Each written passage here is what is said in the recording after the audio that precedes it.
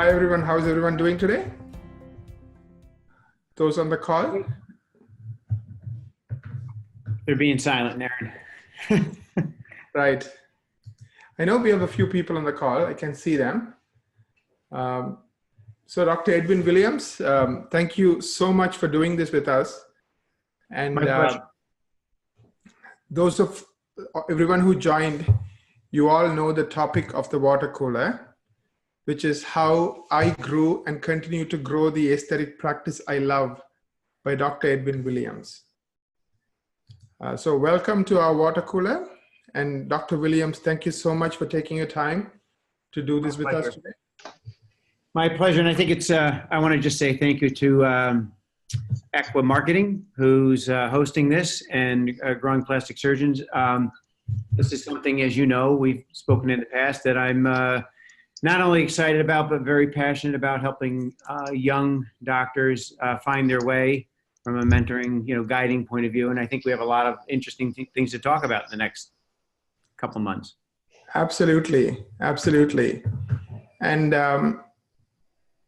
we'll be recording this and we'll be sharing it on the website. So those who couldn't make it can listen to it. Feel free to interrupt. Feel free to raise hands, ask questions. If you don't want to interrupt and speak up, you could also type your responses or questions in the chat window, and we will share those with Dr. Williams, and he would be more than willing to, respond to those questions.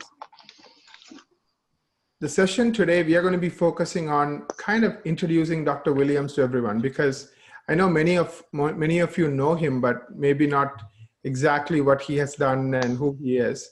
So we thought, before we talk about how he grew the practice he loved and he continues to grow it, we need to give some context. We need to let people know who we are talking to. So Dr. Williams, I want to set the stage. One of the reasons I personally love partnering with you, Doctor, on this project is you love life. You love the people you work with, your family, and of course, you love what you do. You have a practice that has more than 21,000 square feet, 75 employees, one of the largest plastic surgery practices of its kind. And still, you don't miss your kids' baseball game. And I know when you and I debated, should we do this in the evenings or, like late evenings, like 8 o'clock, 9 o'clock, or during work hours, you have somebody who lives what you preach. So you said, no, I love my practice. I built my practice that I love, but I did it without having to sacrifice my family or my, all my other priorities. So I just want to take the first 15 to 20 minutes to kind of talk a little bit about your practice. Sure. And my love and interest for this. I think that no one really looks out for. So to get back to that, the time frame, I think there's an important lesson there learned. When we talk about doing this, I know people will listen to it after hours, but one of the things we're trying to do is help and teach people. And I think that physicians don't take time to work on their business during business hours. And most of the time when people want me to help them out with something, they want to talk in the evening. It's important to do, again, if you want to live a balanced life, to do these things during the day. So we're trying to set a good example here. So, why do I love talking about this and helping young docs? I think there aren't many people that really look out for young physicians or physicians trying to find their way. The reason I'm pretty passionate about it is I want to be able to look our young physicians in the eye and tell them that what they're doing is a good thing to do. I happen to have a daughter who's an ophthalmology resident, and there have been a lot of changes in medicine, and I see a lot of discouraged docs. I've mentored a lot of docs formally and informally, and I hear the frustrations that they have. So, I think that I see from the physicians I've tried to help, they're starving for information, trying to find their way. They don't typically get a lot of help from other docs. And in our meetings, no one really talks about, their failures. And so, and the same thing with, hiring consultants. Many of them have not had the failures that I've had or gone through what I've gone through. So the topics that we have a whole bunch of topics, teaching young doctors how to grow businesses and do this with a balanced life and love their practice, not, to be frustrated with their practice and be frustrated with their staff. One of the things I want to start out with next month is, the first one is, just acquisition of wealth and personal finance. That really sets the stage. And I'm also going to give people at the end of every podcast a little homework to do. Another is, developing the business person within. A lot of physicians have never been taught or trained in the area of business. The ABCs of developing multiple profit centers. I get asked about this all the time. How do you open another business? How do you start something? Lessons to learn from a 20-year experience of running a surgery center, adding associates or partners. How do you build a practice that will attract private equity? We've had that experience. And, people are very curious about this. The anatomy of an acquisition. How do you buy another practice? And one thing that's very important to me is charitable giving. And I don't like the word giving back. I think it's really important, and we do this with our kids, to teach people how to give of their time and their money. And it's not just resources, it's time. I hear this all the time from our young colleagues. I know you've done all this with the academy and you continue to teach and do that. And let's face it, that's giving, but somebody gave them that. So we have a bunch of topics we're going to talk about, and that's kind of kicking it off. But I like I said, this is really about learning from my struggles and failures over the many, many years. I've lost sleep over things and lost money on things. And I'm just hoping that based on my failures, we're going to be able to teach people a lot of stuff. Absolutely. That makes total sense. I see today's like a 10,000-foot overview of who you are and some of your high-level lessons. And like you said, starting next month, we can get more deep, get specific on a particular topic. So let's start from the beginning. What got you interested in medicine? And specifically, how did you end up where you ended up? And what did you learn along the way? Sure. Well, my story is that I had no one in my family that was in medicine. It wasn't like we went out, but we went without, but we really didn't have a lot. And I think back to high school. I was not a good student in high school at all, by the way. There were a couple things that were very formative for me. One, I was a very competitive high school wrestler, and I worked on a dairy farm. And, add up those hours and there's not a lot left over for studying and going to school. And so I thought I might want to be a dairy farmer, but there was an animal vet, a large animal vet, Dr. Bartle, who used to come around to the farm, who was a veterinarian. And from 14 until about 22, that's all I wanted to do. I was thinking I wanted to be a veterinarian. It looked like the farmers were struggling. And so I thought to myself, I wanted a little bit better life than that. So that kind of formed me. And also my parents had small businesses. My dad was one of 7. He was the only one that graduated high school. So they really didn't have a lot of formal education and weren't really able to give me a leg up. So I kind of learned things the hard way, even as far as, getting into college. When we went around to visit some colleges, I was basically told, you're not going to get into a good 4-year school. So believe it or not, I went to a 2-year college. They said, well, what do you like? I liked chemistry, even though I wasn't a great high school student. So I majored in chemistry. And, really, it was not a fun experience because I needed to get all A's in order to get into a good college. And so I transferred to Cornell and really busted my rear. And about the end of my junior year, I had a woman that I'd become friendly with, and she was in my class, and we got talking vet school, med school, and she's like, why don't you think about med school? I'm like, I don't know. I don't know. The whole sight of blood thing kind of scares me. I can deal with animals. But I worked at a small animal hospital that following summer because all my experience had always been with large animals. And I decided I didn't like the small animal thing and dealing with small animal, owners. So I applied to medical school and I got in, and then kind of as I was in my second, third year medical school, I stayed in Buffalo, which is where I was in medical school. And to try to stay there. The Doctor? girl there that I was dating. So I was introduced to head and neck surgery, and Doctor, before we go any further, I just yeah. want to reflect on your life and some of the things that might look like accidents. Perhaps there are some lessons here. Do you mind if I do that? Just No, sure, of course.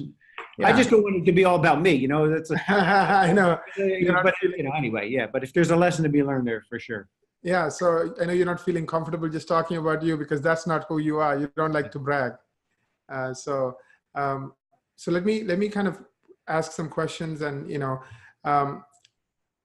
it's kind of funny. I'm an entrepreneur, and I mingle with lots of entrepreneurs, and a lot of times people who are successful entrepreneurs, they don't tend to do well in school.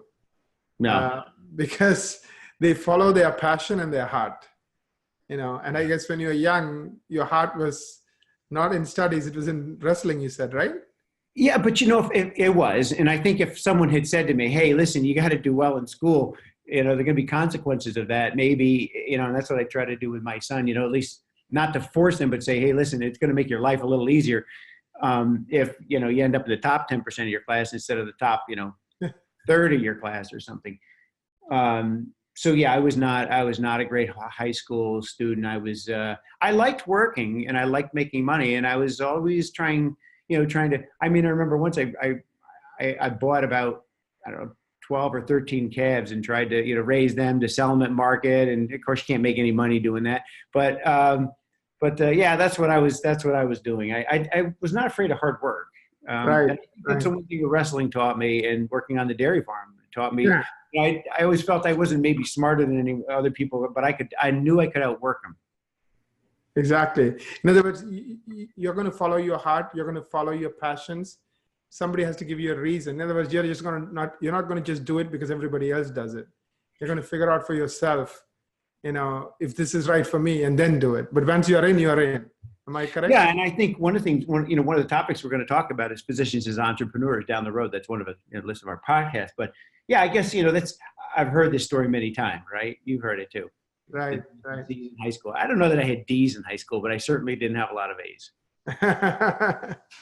So now, as a young man, because you're working in this farm, and so you liked animals, and you just kind of went along there, and that's why you wanted to become a veterinary doc early on. Is that correct?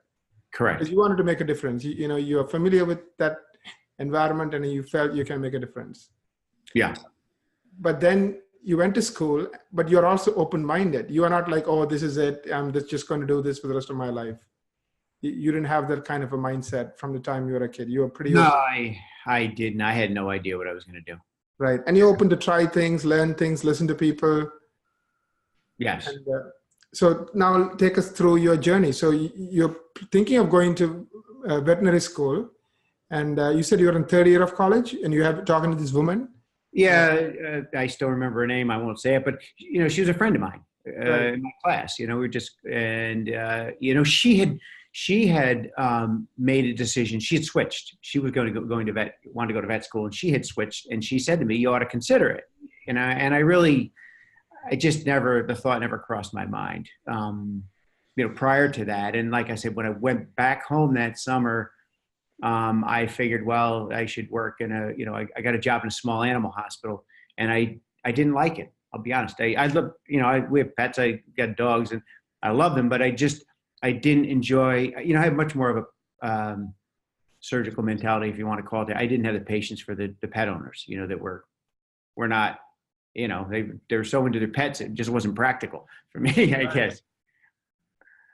Makes sense. So you're very much listening to your own self, what you enjoyed, what you didn't enjoy, because you didn't want to kind of be miserable. So for you, just doing something you enjoyed was important. Yeah, for sure. And you kind of developed that muscle over time. Would you say that muscle of kind of looking for what you want to do, what you enjoy, has gotten stronger over the years? Yeah, actually, there's a lot of lessons there to be learned. My feeling is at this point in my life, and it's been this way for the past 10 years, I don't do anything I don't like to do.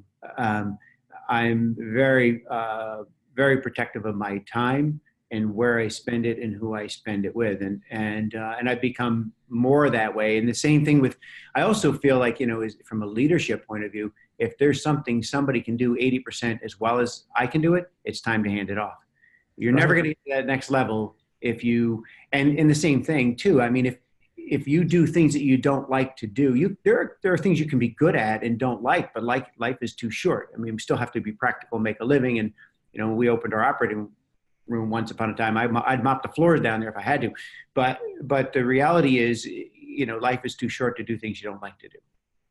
Right. Makes sense. So over time, you learned that also, and then you developed that ability to kind of really look at what do I enjoy, what am I good at, what can other people do that I'm not going to be able to do. And I assume some of these topics you would be talking about. Yes. While you have on, Yeah, in different podcasts. Right. Perfect. So, so you talked to this woman, you went back home, and then what happened? Well, then the next year I didn't even apply to vet school. I applied to medical school, and I got into a few of them. State University of Buffalo was a state school, and I got into a couple that were maybe a little higher ranking, but they were private schools. I couldn't afford them, so I went to SUNY Buffalo, and Buffalo at the time was ranked 25th out of 150 in the country, so it was a good school.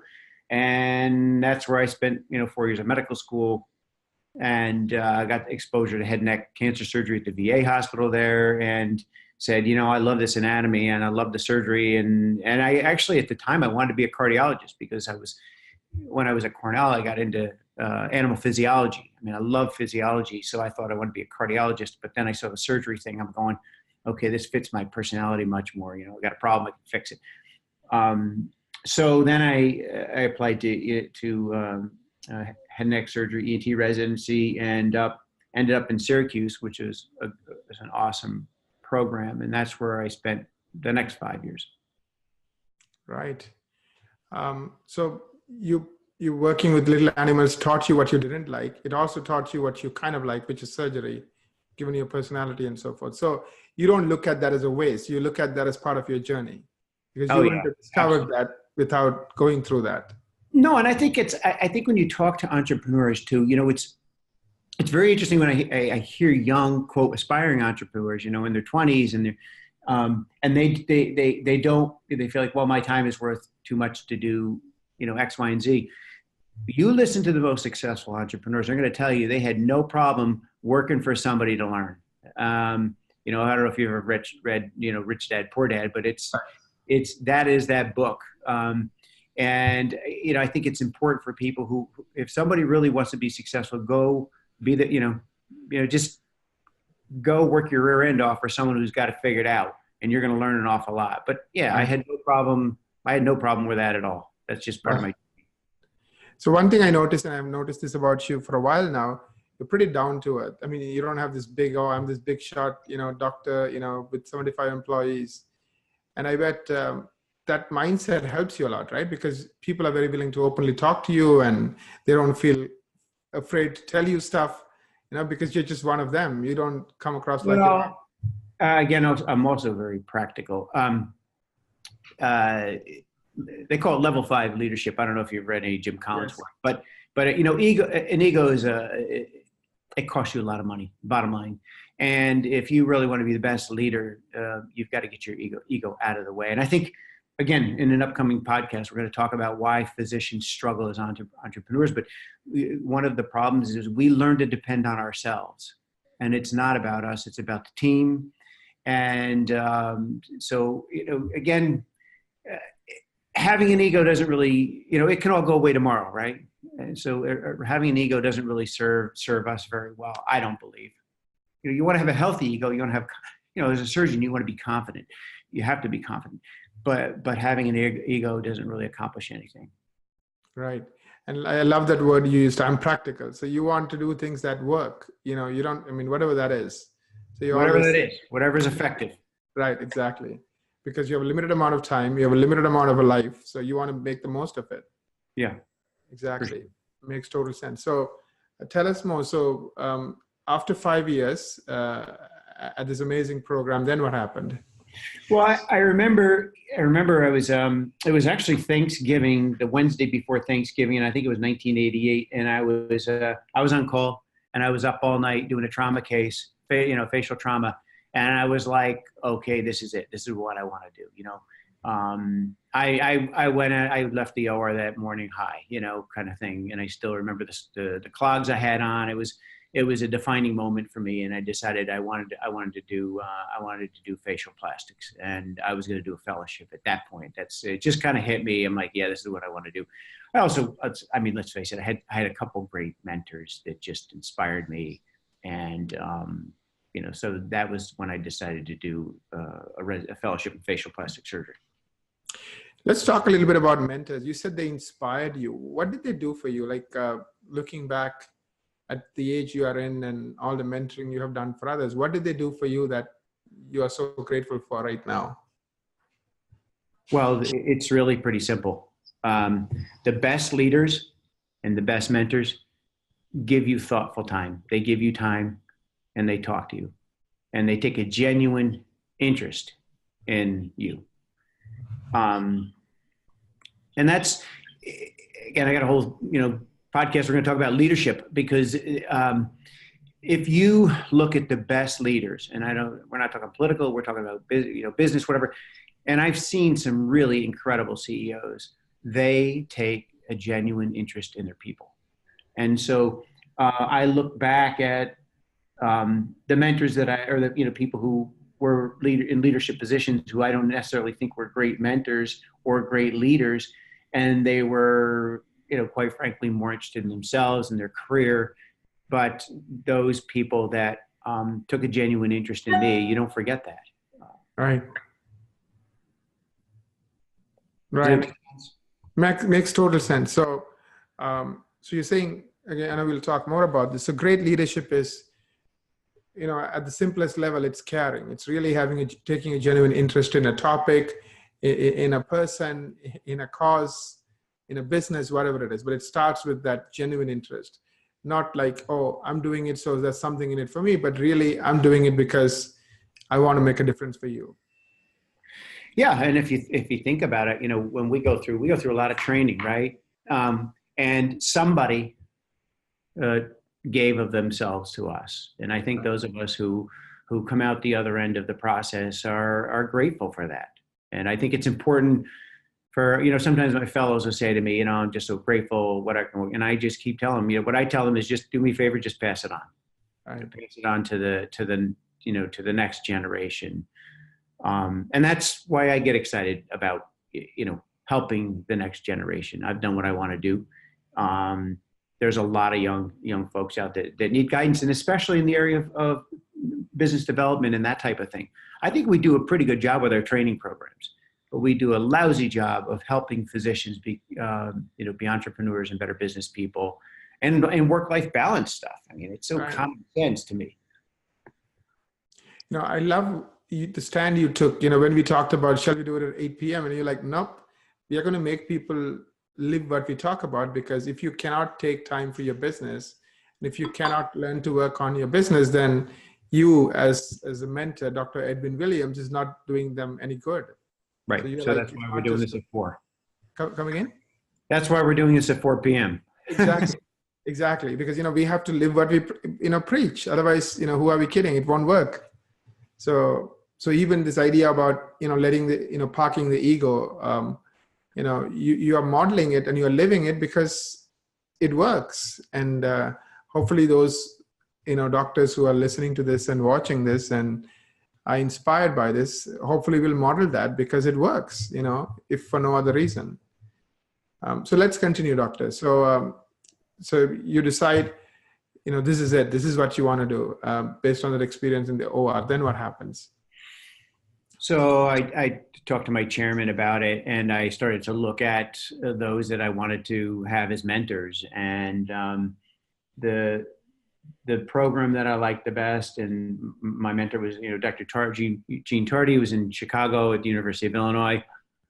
He had a spectacular practice, and I was very interested in rhinoplasty, which was something he had an international reputation for.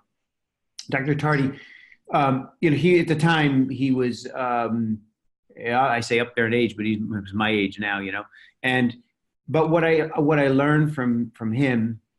So I ended up going to University of Illinois in his practice and as my fellowship director. But what I learned from him was he was extremely disciplined, which I kind of pride myself on being now. He was out the door. I mean, he was known all over the international reputation, yet he spent time with his family, and he was out the door at 5 p.m. and he was very organized, didn't waste time during the day at all. And that's kind of what I pride myself on. So I learned there by, he was a spectacular surgeon, but I learned there by the way he conducted himself, and realized that I didn't need to be, I needed to be more effective, be as effective as I possibly could. So I watched him, and he was a great example of having a balanced life, and not just be a workaholic. Because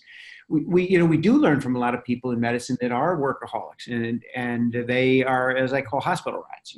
They don't know enough to go home, and it has its share of consequences. And I've got a lot of dear, I've had 3 Mormon fellows. I got a lot of dear Mormon friends, and one of the things I learned from one of my fellows, he said to me, because they have 4 or 5 or 6 kids, right? So he says to me, no success at work justifies failure at home, and I try to preach that now. Failure at home is I've seen that tear people apart. So that had a big impact as my fellowship director. And I wanted to come back east. My family was back in the east, so I decided that I was just going to go it on my own, and I did. And people don't do that now, and people didn't do it then. It was, people thought I was out of my mind, not just joining a group, just going it. I didn't know a soul in Albany. I looked and I'm like, okay, I can ski in the Northeast. It's close enough to Vermont. I'm not a Manhattan guy. I love being around agriculture. So, and Albany had a good residency program, so I could get involved and teach and mentor. And that's how I ended up in Albany. It was really that simple. Makes total sense. Now looking back, you are kind of looking back, you said you are at the same age as he is, and you have mentored a lot of people, right? On the other side, why do you do this? I mean, of course, it can't be the money, you and I talked about how do we bring this to even more people at much less cost of time and money. So what do you get out of this? I mean, now you're on the other side mentoring people. Gratitude, fulfillment. I don't know. I enjoy it. I have had somewhere around 20 fellows now, and mentored dozens of residents, and actually a lot of surgeons who call me from here. But I love to help. I always tell my fellows my job is to see them more successful than I've been, whatever that is. But I'm very proud of our fellows and what they've accomplished. And I don't know if it's a chicken or egg thing. Are they attracted to me because I have more of a business entrepreneurial approach to, or do they end up that way after they're here? I'm not really sure, but I do know that without getting into metrics, our fellows are among some of the most successful in the country, and many of them have done it on their own, which is not easy. Right. And coming back to, you said, no amount of success at work is worth failure at home. Now, you are somebody who is successful at home and at work. Do you think being quote unquote successful at home helps you at work? Meaning helps you become more successful at work? Without a question. In fact, one of the things that I look for with our key leadership positions here is I want to know that they've got a stable home life. That's very important to me. It is. It makes a big, and along those same lines, I mean, even the people who are in leadership positions here, I don't text them, email them all evening, weekends. If they get a text from me, I don't expect them to get right back to me. And it's not, I mean, most weekends go by and I'm not communicating with my key people. I might send them an email because they can pick it up at their leisure next week. All right. But no, I think if you want to build a healthy team, it's important to set the pace, and so yeah, that's an important part of who we hire. Right. Everybody has their stuff, right? I mean, everyone's has their things that they struggled with. Right. I'm sure we'll talk more about how to hire, who to hire, and all those topics. It's another whole podcast. Yeah. Makes total sense. Now, communication, I assume, is very important, right? Like, can you talk about communication and what you learned about communication over the years? Like, for example, I'm a freak about communication because so many problems can be solved with good communication. It's a statistical fact that 70% of people will leave a job over frustration, and frustration is nothing more than the manifestation of not having clear, honest communication or creating an unfair environment. For example, if you got two people working at the front desk and, there's a situation where one's scooting out at the end of the day and not prepping charts. I'm just using an example, right? Yeah. If there's no communication with management and it's not frank, honest communication, that creates a problem. How would you like it if you lost your best person over that? And so we have systems in place. And again, another thing we'll talk about, but we have systems in place for everything. And I am fanatical about our systems that we put in place for communication up and down the chain. Because it's, again, I could talk about communication forever, but it is so important to have not only honest communication at work, but honest communication at home. I mean, as you know, the opposite of love isn't hate, it's indifference, and so if the communication starts breaking down, there are consequences. Right. And I assume the same thing is true with the work you do with patients, the work you do with the associations and all the other larger communities you're part of. Communication is at the heart of it as well. Yes. Yeah. And I assume we'll be talking about these topics. We will. Yeah. We have, as you know, we have a whole, these all outlined. Right. Right. This is just kind of an overview. Yeah. So we have another 20 minutes. So I want to use it wisely. What do you think we should talk about next in terms of, your life story and, how did you get to that? I think what I'd like to there's a couple things I'd like to talk about. And one of them, I had a little bit of an inflection point in my career. When I first went out, it was a struggle. I had a lot of plastic surgeons, a big plastic surgery group that tried to eat me alive and run me out of town and all that stuff. And I don't need to dwell on that, except it does make you tough. And then, when you start making financial decisions that you end up, and we're going to talk about these failures and where things that, because that's how we learn.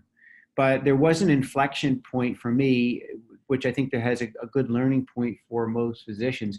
So I went and practiced in 1992, and by about 2002, 2003, I was busier than I could ever imagine.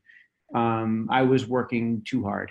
And I don't know, I mean, I've always been a student of business. I read the Wall Street Journal every day. I'm constantly consuming personal development. They used to call it self-help, but business development material. I consume a lot of that. And I really had I don't remember like an aha moment, but it was kind of an inflection point for me, which I think is so important for doctors to understand. What we tend to focus on is ourselves and our revenue.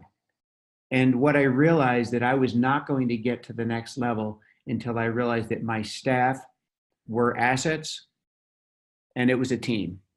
And I started to change my priorities. And now with all the people that we have, I've never been happier and I've never had less grief. And that's not something that I was aware of.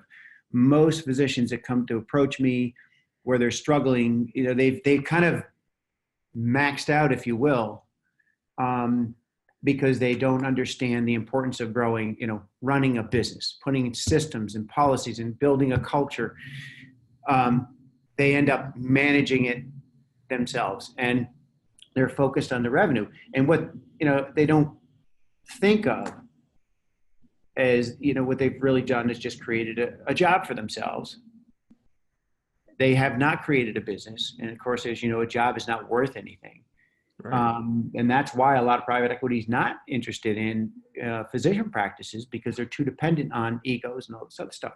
So it was around that time frame that I started to, I had some friends who were CEOs of publicly traded companies, and watched the way they conducted themselves, and the people they surrounded themselves with. And I started to emulate that and say, okay, well, if this guy who runs $1 billion company can be home at 6 o'clock at night, and it doesn't mean that we're not working on our mind and we're not maybe checking some emails after the kids go to bed, but I started to think about, how do I grow the business and grow the profitability, and how do I build a team? And it's a very different mindset than most of us have who are solo practitioners. We're only as good as the revenue we're generating, and we tend to focus too much on that. How much I brought in last year, and what you don't realize, no, it's how much your team brought in. So that was kind of a learning point for me. And, based on, I don't want to say my failures. I mean, I was doing great. But I was working too hard. But this is what we learn in residency, especially the surgical residency. We just learned that, okay, well, I'm going to work harder. And even to this day, one of my partners who has equity in certain businesses will say to me, he gets a little worked up when he has a slow day or something. And I'm like, you're missing the point. You're totally missing the point. It's not just about the revenue you're generating. Or can't take time off. I run into colleagues of mine who don't want to get to meetings. I don't know how you do all these meetings. The work gets done, and we tend to focus on the wrong thing. So that was kind of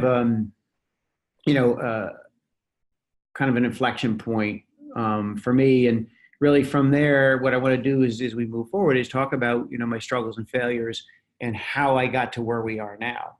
I mean, does that make sense? Absolutely, doctor. Why physicians are different. I think, from a learning point of view, why it's not common sense for most physicians to go down this road, because we're trained very differently. Right. I mean, like you said, I remember this example you gave me, like ER, and you have to save the day, and that's kind of how they are introduced to medicine in a lot of surgeons. Yeah. And now they continue that path, throughout their careers, and as you grow, that won't scale. I mean, one man show doesn't. Most physicians, you're right. That is not scalable at all. And I have given this a lot of thought. Why are physicians, so different? And I'm going to share some of that. I put down a couple of notes, but part of it's the educational process that we go through. First of all, you go to medical school, and then you do a residency. So there's this extreme delayed gratification thing that goes on. We make sacrifices, and I look at it, after seeing my daughter go through it. Now I almost forgot how, the sacrifices. And for those who are trying to get into surgical subspecialties or anything competitive, I really believe the amount of work that they put in is twice as much as, passing in school. So extreme, missing, weddings of friends, and missing, because they maybe had their boards. And this is a true story. This was me. I mean, to this day, I regret it. One of my best friends, who was my best man in my wedding, I did not make his wedding because it was the week before my part one of the boards. And to this day, he probably doesn't even remember it, but to this day, I feel awful about it. So we go through this extreme delayed gratification process. So that kind of sets the stage. Just the amount of work involved in medical school, in residency, you have weekends, evenings, holidays, and we develop as professionals and don't really look at when the day starts and ends. And we don't think, well, I work 40 hours. When I hear people come, I work 50 hours this week, it's like it's a long week. we don't even think about that. And this goes on for, for many, many, many years. And then on top of that, we're kind of sheltered from business and finance. In fact, it's almost taboo to even talk about money. And no one talks to doctors about it at all. And no one talks to them about finance. And that's why you see so many physicians who get to the retirement age and can't really, I don't say can't afford to retire, but it's hard for them to maintain their lifestyle. And many of them end up working beyond because no one really had this discussion. How do you acquire wealth over time? What they focus on is their income. And they were told that, if you get out, you should make, X, and they expect it to be X plus 5 or 10% for the next 30 years. And so they don't set themselves up like the small businessman who's a scrapper who knows that a recession may be coming. I've seen 3 recessions now.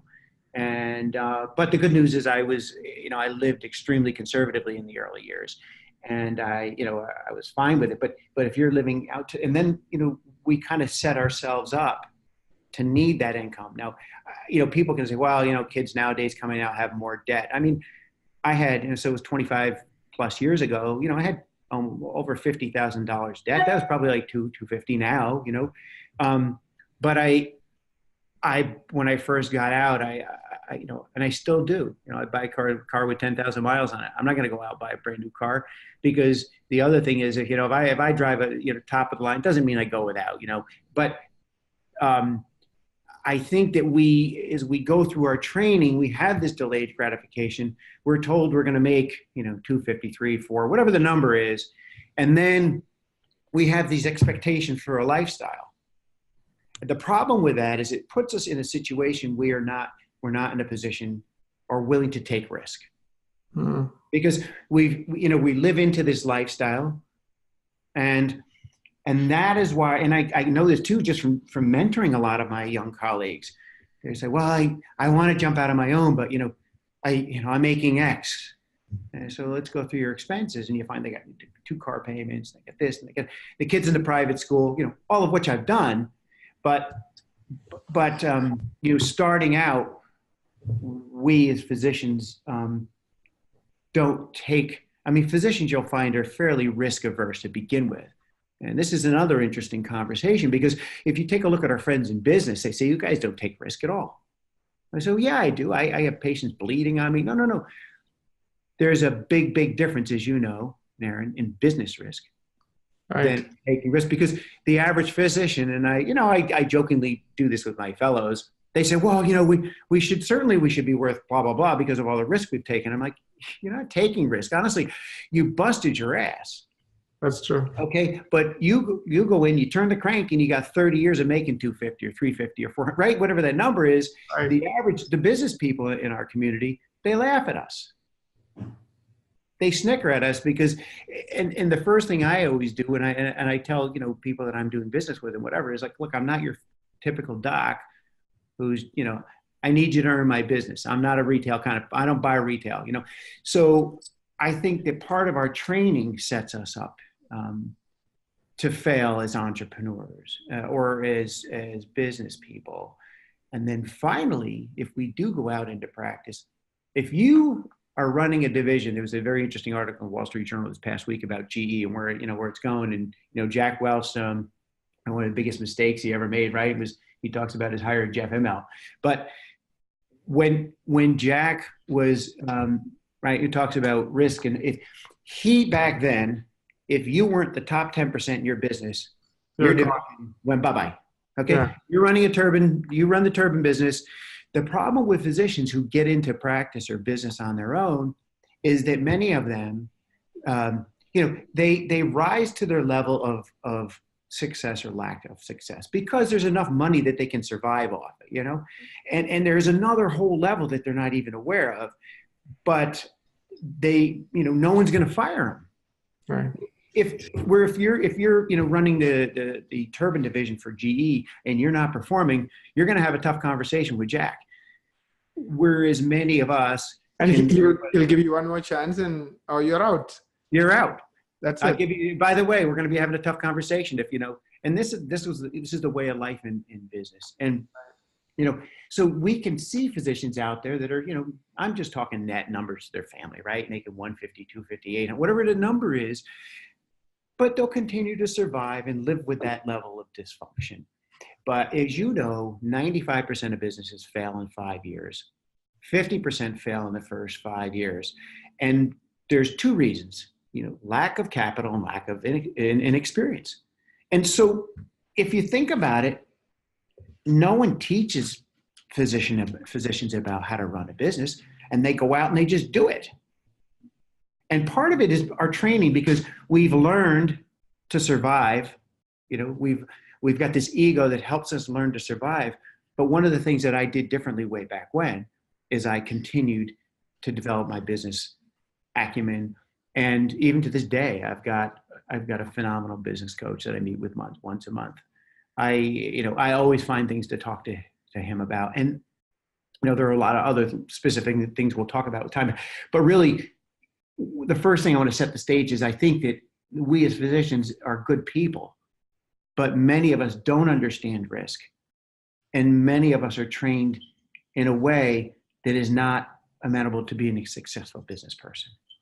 I mean, is what I'm saying making sense? Makes total sense. I think what I'm getting, I've been an entrepreneur, failed, I was fired 4 times, and that's when I got started. And now I have a company with 180 team members. What you're saying makes a ton of sense. It's almost like a perfect storm. On one hand, on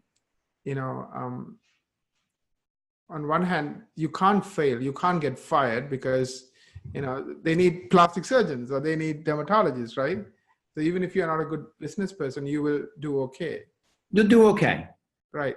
On the other hand, nobody ever talks to you, have these conversations about life and how to look at things, in a very serious way outside of medicine. Of course, people talk a lot about clinical and, that's what they like, they go to conferences and all that stuff. But the amount of time and attention on the other stuff, if I'm not mistaken, is not talked about in schools, or there's no environment. And what I'm hoping you're saying is you're going to have those conversations with those who are interested. I am. Let me say it a different way. You can go to the biggest meetings that we have. Right. You talk to the docs out in the hall, and their biggest frustrations are their staff. Right? I love my team. I get jacked up when we hire another rock star. And it's a whole different mindset because we view them as liabilities, expenses, but no one's ever really taught us. And so, for key positions that we have here, we may be 6, 8, 9 months to hire those people. But it's how do docs, and this is another thing, part of our training.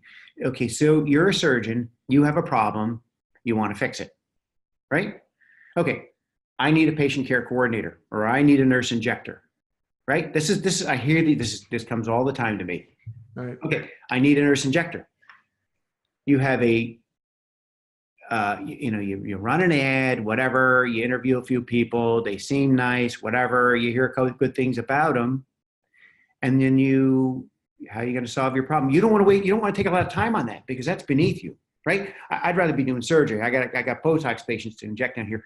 So you hire this person based on a 30-minute conversation. They seem nice. They come from a nice family. And then, 6 months later, you're dealing with dysfunction. This is so common in physician practices.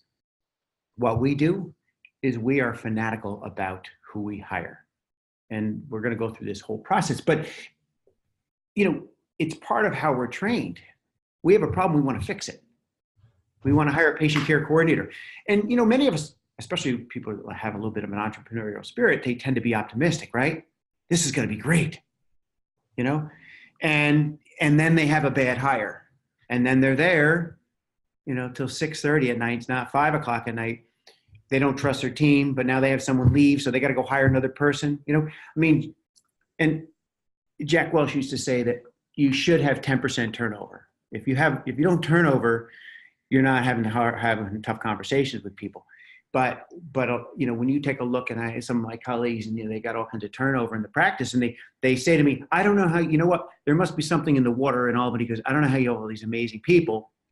I've been to your place because I can't stand, I just have, a bunch of duds.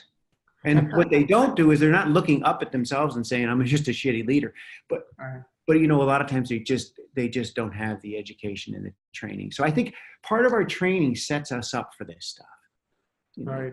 We're not trained. We figure we're smart. We can figure it out. You know what? Most physicians are smart, and they can figure it out if they get the right training. So again, so one of the things I wanted to just really set the stage is that the physicians can figure this out. But it's a whole different mindset that leads us to why our training, where our training puts us. And that's why it's. Let me ask you a different question. As a physician, usually somebody's talking at you, right? You're at a lecture hall, you're reading a book, but you keep using the word conversations a lot. Yeah. Is that a key to your success? Meaning you have a lot of conversations with your people. You have a lot of conversations with those you're going to hire. Like you said, you take 9 months. That means it's not like you're sitting and doing nothing. I mean, I don't personally, now we have, but when we get down to the end on bringing on a key position, our management team picks them. It's a decision that everybody makes. But you train just like you train. Yeah, I've trained them. I have a whole process you know what? It's not my process. It's something that I have adopted and brought into the practice and tried it and massaged it, and it really works. It works well. And I think this is one of my frustrations with, and again, I've had some amazing consultants over the years, but I sit here having lost the sleep over these very financially poor decisions or emotionally poor decisions. A lot of consultants haven't. And so I think they can come in and say, well, you need it, if you've made those mistakes yourself, it's easy to understand it. It's anyway. And I think what you're saying is it's so easy for somebody who has walked the shoes to see something that somebody who hasn't, in other words, why some of these things happen because you have walked the same shoes like every other physician. So, and I've made every mistake there is. Exactly. So you're paid. You get better at it. You ever hit your, when you're putting a nail and you hit your thumb and you go, shit, that hurts. Right. I'm not doing that again. You do, it's even more painful when you lose $250,000 on a bad decision, right? So you start to become a little bit more careful on certain decisions. Right. So it's better decisions in hiring, even where you invest money, right? In your office, in your equipment. No question. We have a podcast we're going to talk about just equipment. Right. I think we need to wrap it up. So I'm super excited about this, doctor, and I really appreciate you wanting to give back to other doctors, and really, you probably have paid millions in tuition in the mistakes you made and all the other stuff, right? So you're bringing that knowledge. How long have you been practicing now, a total? 25 years. 25 years. 25 years. So that's a lot of, a lot of mistakes. Exactly. That's a great ending. A lot of mistakes, a lot of learning. So I really appreciate the next topic, we're going to just talk about personal finance and acquisition of wealth. Because I think if I were a young doc, that's what I want to hear. Right. And by the way, even if you're a 50-year-old, you should be listening to this. Right. So let's talk a little bit about that so people know what this is about. So personal finances and acquisition of wealth. Yeah. So are you going to be talking about a different mindset? Is that? It's a mindset. It's a mindset. The thing is, I think we as physicians look too much at our income and our revenue. And, I fill a net worth statement out every year because that tells me if I'm getting where I want to get. Right. With it. And, I got where things were where they were a couple of years ago. I was like, I canceled all my insurance. What do I need disability? What do I need life insurance? And it's a different mindset because most of us get focused on the income, and that is not what we want to be doing. We want to be looking at how are we getting ahead? Are our assets exceeding? Are they growing each year to a point where they can carry us? Right. So what he's saying is, if you things get broken. Right. What he's saying is, if you ask the wrong questions, you will get the wrong answers. Yeah. For example, I remember driving electric or what do you call a hybrid car versus a regular car. The regular car talks about how fast my engine revs. The hybrid car talks about how many miles I get for every gallon of gas. Yeah. Same car, just the way you look at it changes, the way you drive changes. Yeah, what I want to do is I want people, young docs, middle-aged docs, to think about this differently. Mm-hmm. Because ultimately that's what you want. Right. You know, my goal early on was to get 20% of my income come from this right here. Mm. That was my goal. And we're going to talk a lot more about it, but it's important that because the problem is you're only as good as your last facelift. Right. You know, so we're going to talk about that. I guess I can send this for people to get some feedback and to us, because we want feedback. If there are topics that you're burning, I think I have them all, because again, mentoring people for years, I've heard all the pain. I know the pain points for docs. And then I also just really want to thank ECMO Marketing for doing this. This is extraordinary. This is something I'm excited about. Having done this for years informally with our young docs, and I can do it sitting right here and not have to get on a plane. Thank you so much, Doctor. I really appreciate it. Yeah, we'll be talking about more ways for people to send in their questions, engage with us. So we'll share all of that in upcoming episodes, as well as through all the work we do on social media. So thank you everyone for listening. And thank you, Dr. Williams, for Thank you, Aaron. Really appreciate it. Have a great evening. You all too. Right. Bye for Talk now. to you next month. Next month. See you soon. All right. Bye.